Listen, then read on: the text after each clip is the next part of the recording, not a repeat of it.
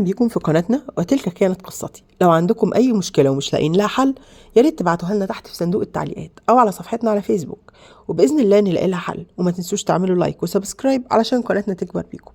ومعانا مشكلتنا النهاردة. مشكلتي ممكن تكون غريبة شويتين تلاتة. انا شفت واحده ماشيه من قدام المحل بتاعي، ولما سالت عليها قالوا دي بنت فلان وابوها راجل طيب. وبصراحه لما شفتها لقيتها مختمره ما شاء الله. اتقدمت ورحت قعدت معاها، كلامها كله ذوق ومؤدبه جدا، واتخطبنا. وبعد الخطوبه باسبوع اخدت زياره ورحت لها، ولقيتها لابسه غير اللبس اللي شفته تماما. لابسه عبايه ما اقدرش اقول واسعه بس برضو مش ضيقه قوي، بس ضيقه نوعا ما. وحاطه ميك اب، والبرفان بتاعها كان صعب جدا. ولما كلمتها بعد ما روحت كان كلامها كده في الشات. صاحب المشكله بعت لينا جزء من الشات بيقول لها انت نمتي ولا صاحيه؟ قالت له مستنياك، اتاخرت ليه؟ قال لها ضغط شغل وقعدت مع اصحابي شويه. قالت له ولا يهمك، المهم اني كنت قلت لك انك قلت لي انك هتقول لي حاجه لما ترجع البيت، خير يا رب.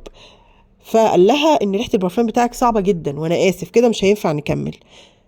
آه، الرد بصراحه مفحم. قالت له ما تخلينيش اتعصب واتغاب عليك، في حاجه اسمها غض المناخير.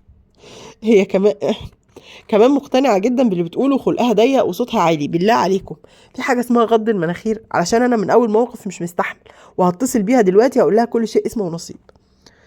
لصاحب المشكلة قولا واحدا، كل شيء اسمه ونصيب.